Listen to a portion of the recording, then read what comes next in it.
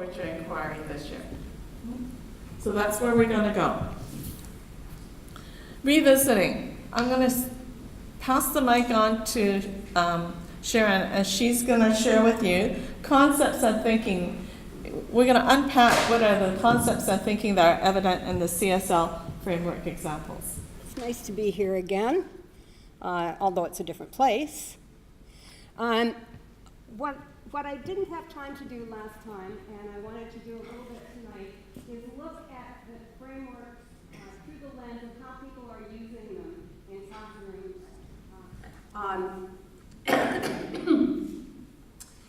So looking at some of the samples that exist, and the other thing is I wanted to do a little update for you. I spent a chunk of time today talking to a couple of people at the ministry who are about to work on developing frameworks for grades 10, 11, and 12. And that was one of the questions that some people had last time, was what about grade 10, 11, and 12? And they're hoping to start very soon. They're hoping to get started by January. Their dream is to have drafts available for teachers to use by fall. And the first thing that will happen in that sequence, and if you're interested, you should watch for it, is that there will be a call through the BCTF for teachers to work on the committees. So with K to 9, we worked mostly with people who had already worked on the curriculum committees. At 10 to 12, we're actually going to identify probably 5 or 6 people in each subject area, and they'll be appointed through the BCTF, and that will all going well, that will unfold in the next few months. So if you're interested, watch for it. It will come out, where announcements come out. We also talked today about ADST, and there was at least one person last time who wanted to know what was happening with ADST. And we all agreed that it would be good to get started. And so our hope today, and remember, we're not the Minister of Education, we're just 3 people who work. But our hope today is that we could do a framework for ADST K to 12. Like do the whole thing all at once. And then we said, well, why not arts? And we all agreed that we thought that people working in the arts would be really quick to do this. It would make sense. And so we're hoping that we maybe can do K to 12 for arts. So those are things that you need to watch for. If you're interested in working on them, reviewing them, seeing things as they unfold, that should happen pretty quickly. And this is, again, just review. This is the frameworks as they stand now, showing how the commonalities work and differences work across learning areas of learning. And I think of this as the whole story in one page. If I have this, I can talk about what goes on in schools, what I think kids should be learning, where I need to put more energy. I can look at this across all of them and say, do I really do that? Or has my English language arts class turned into writing or art or something? I can look at that and start to see some key words popping up, like identity and voice.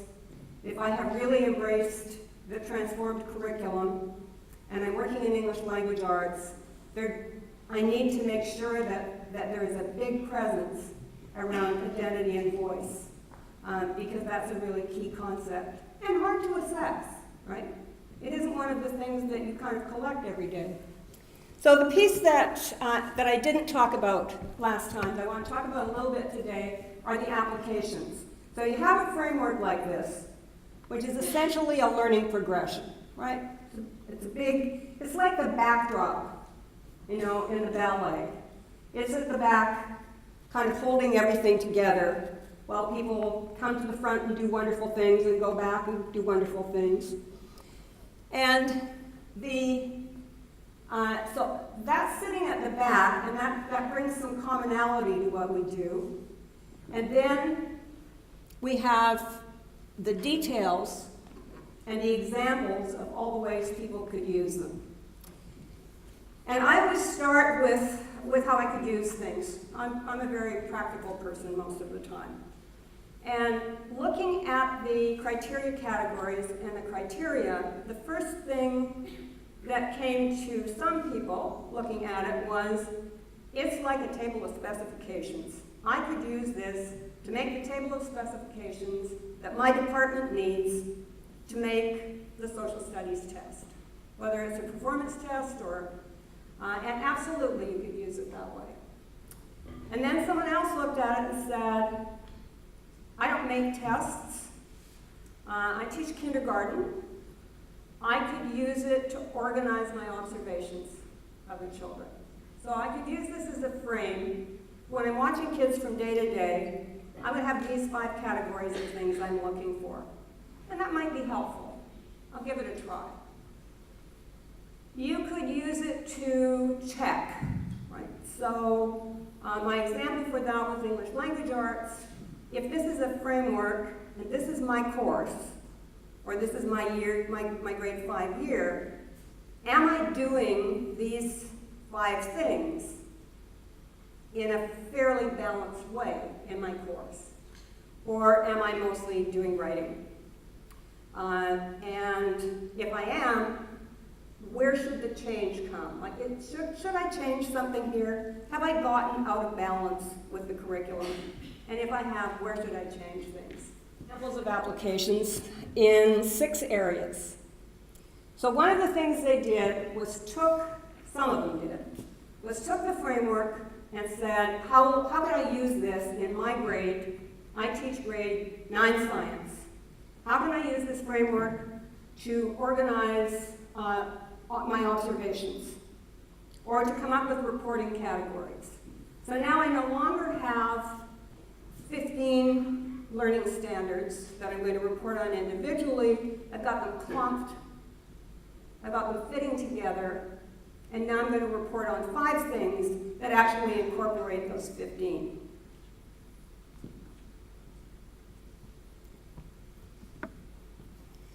So, excuse me, I've keyed on here where you would find examples of that. So if you're looking in the ministry materials, and you're looking for examples of how teachers are using the frameworks to observe and report, there's one around English Language Arts Kindergarten, Math, Math 8, Science Grade 2, Social Studies Grade 9, and what samples are available to you. If you want to go and look at something, English Language Arts, there are 4. If you want to look at how people are doing descriptive feedback, here's a sample. We're hoping that maybe in Vancouver, next spring or summer, we might be able to get some teachers together to actually contribute samples that would be specific to your district. Right now we're working with these that have come from everywhere, and they're great, and we're most grateful to the teachers who said, okay, I'll try. Yeah, you can use my stuff, but tell them to be kind when they see it.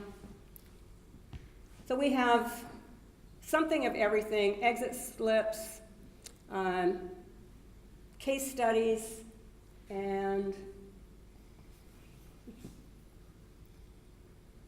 oops.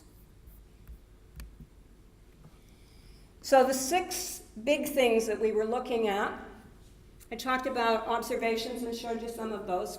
People can also use the frameworks to build a continuum or a rubric. We can build a rubric out of anything. For reflection and self-assessment prompts. Design specifications, and that, for example, is deciding before you design the performance task what it is you need to see demonstrated. And it will likely be in those 5 categories, and then you can decide what the balance should be. Okay, so in doing this, do I mostly need to know about their ability to analyze? Is that what we've been working on?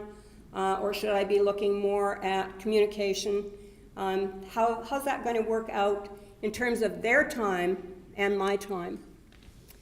Interview and conference guidelines, and teacher and peer feedback. So all of that is in that section of the ministry work. As I said, we're hopeful that we'll be started on 10 to 12 very quickly. And the first task with 10 to 12 is to look at K to 9 and think about 10 to 12 and see how that's going to fit and see how it's going to work where you have a lot of different courses. It will work because we know that there's a huge common pool, but exactly what it looks like, we're